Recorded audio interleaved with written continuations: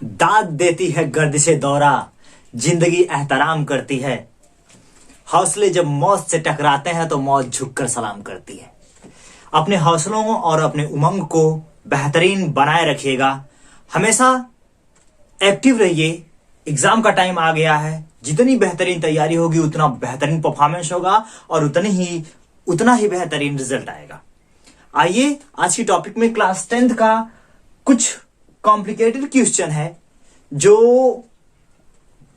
5 number 6 number में with diagram आपको आता है। मैं देखने के बाद ऐसा फील होता है कि यार ये जो क्वेश्चन है बड़ा कॉम्प्लिकेटेड है लेकिन बहुत ही आसान होता है। मैं उसको और आसान समझाता हूं। आपका मैक्सिमम 10 मिनट का टाइम लगेगा। आइए शुरू करते हैं। मैंने जैसा बताया कि एग्जाम के टाइम में कोई भी क्वेश्चन या कोशिश करिएगा कि मिस ना हो। दूसरी बात, पढ़ाई करते समय लिखते भी खूब रहिए, इससे क्या हो स्पीड आपकी बनी रहे। स्पीड के साथ साथ अपनी राइटिंग पे बहुत विशेष ध्यान दीजिए। जब आप सारी चीजों को अपने माइंड में भर लेंगे और उसको एक्सप्लेन अच्छे शब्दों में नहीं कर पाएंगे तो फिर उसका कोई रिजल्ट नहीं होता। साथ में जितनी बेहतरीन पढ़ाई करिए, अपनी राइटिंग को विशेष ध्यान दीजिए। दूसरे का देख के सीखिए कि वो उसकी राइटिंग इतनी बेहतर है तो मेरी कैसी है ना। इस बात को बिल्कुल ध्यान रखिए। आइए शुरू करते हैं अपने टॉपिक को। और टॉपिक में हम लोग ऐसे 3-4 क्वेश्चन को सॉल्व करेंगे जो खास करके यह बोला जाता है सिद्ध कीजिए फलाना चीज फलाना से निकलती है ना। आइए देखते हैं ये फलाना क्या है। ये एक प्रश्न है। प्रश्न में क्या है, कहा गया है प्रयोगों द्वारा सिद्ध कीजिए कि प्रकाश संश्लेषण क्रिया में ऑक्सीजन अर्थात O2 मुक्त होती है। आप जानते हैं प्रकाश संश्लेषण क्या होता है। सूर्य की उपस्थिति में जब पौधे अपने भोजन का निर्माण करते हैं तो वह प्रोसेस प्रकाश संश्लेषण कहलाती है। तो क्लियर हुआ। प्रकाश संश्लेषण की क्रिया में ऑक्सीजन मुक्त होता है। आप ये जानते हैं कि हमारे पौधे हमें बहुत ही आवश्यक गैस ऑक्सीजन O2 प्रोवाइड करते हैं, जिससे हम सांस लेते हैं, जिससे जिंदा रहते हैं। लेकिन इसी को आपको सिद्ध करना है। अब ये चीजें सोचने समझने में बहुत कॉम्प्लिकेटेड है लेकिन बहुत ही आसान है। देखिए, जब भी ऐसा क्वेश्चन आए आपको 4 से 5 टॉपिक एकदम याद कर लेने की ये चीजें अप्लाई करनी है।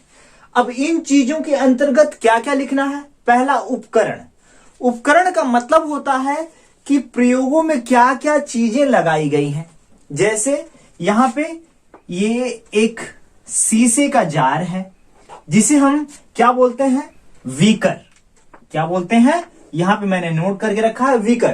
तो उपकरण में आप लिख सकते हैं बीकर। और क्या लगा है, फनल लगा है, जल लगा है, परखनली लगी है, जली पौधा लगा है।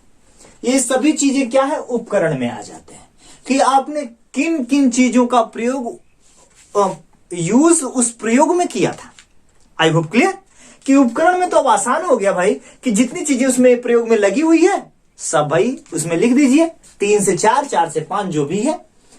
दूसरी, विधि कि आपने कौन से विधि का प्रयोग किया। विधि में मैं आपको समझा रहा हूं कि क्या क्या है।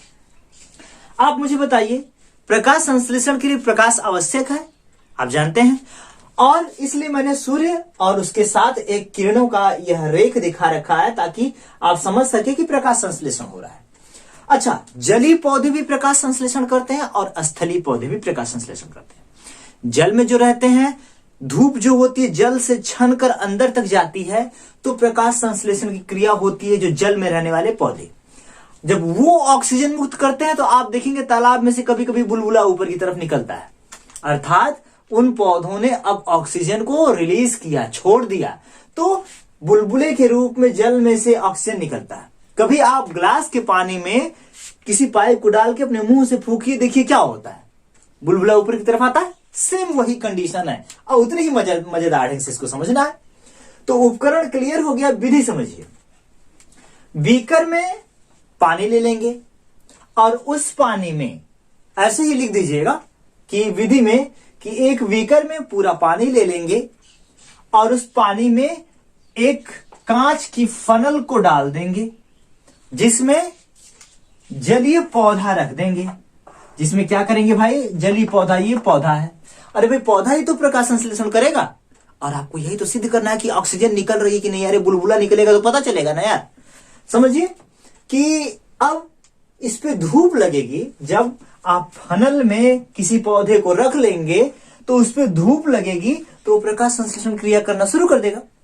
तो जैसे ही सनलाइट प्रेजेंट होगी, धूप लगना चालू होगी, तो धीरे धीरे प्रकाश संश्लेषण की क्रिया प्रारंभ हो जाएगी। और जब प्रकाश संश्लेषण प्रारंभ हो जाएगा, भाई ये विधि है ना, कि विधि है।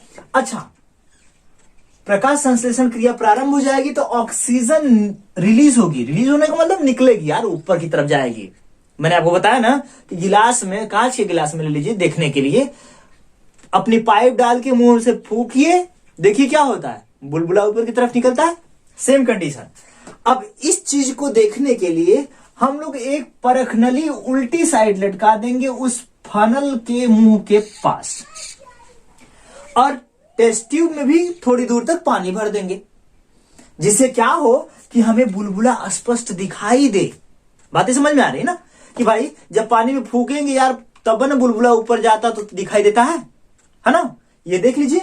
तो अब जब प्रकाश संश्लेषण की क्रिया होगी, पौधे अपने भोजन का निर्माण करेंगे, जलीय पौधे, तो ऑक्सीजन को मुक्त करेंगे, और ऑक्सीजन एक छोटे छोटे बुलबुले के रूप में ऊपर की तरफ रिलीज होगी स्वतंत्र होने के लिए।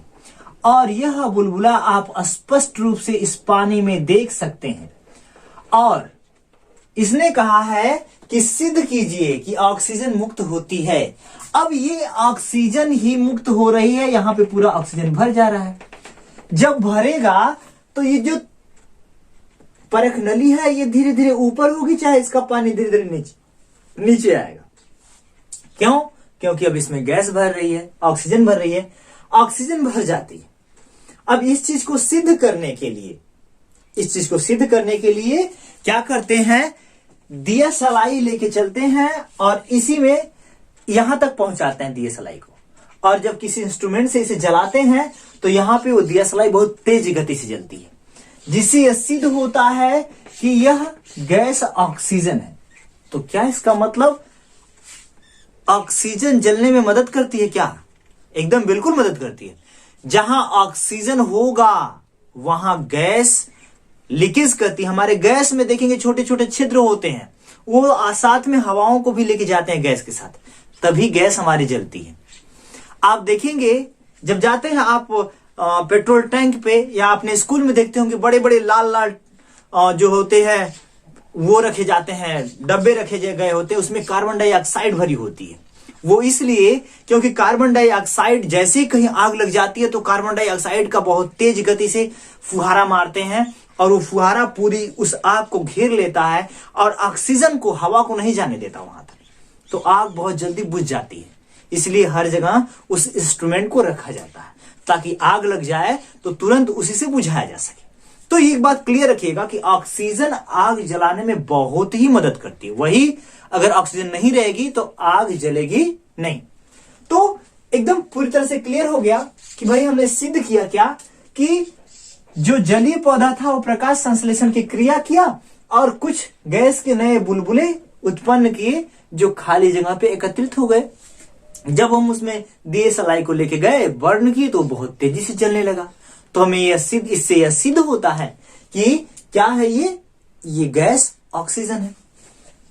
विधि वही थी कि जो हमने क्या क्या किया था वो विधि थी।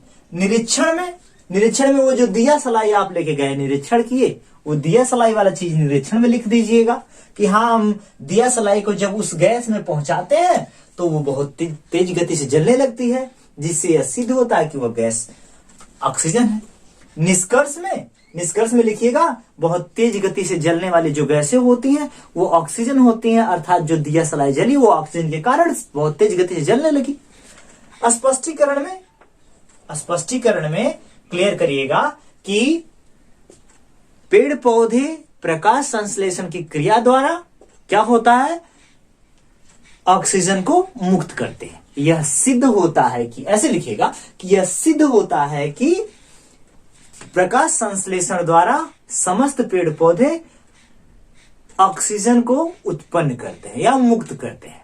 आई होप कि इतनी चीजें क्लियर, एकदम आसान है, एकदम बेहतरीन है, आसानी से आप बना भी सकते हैं डायग्राम को। केवल यार बोतल हो तब तो बनाना होता है ना।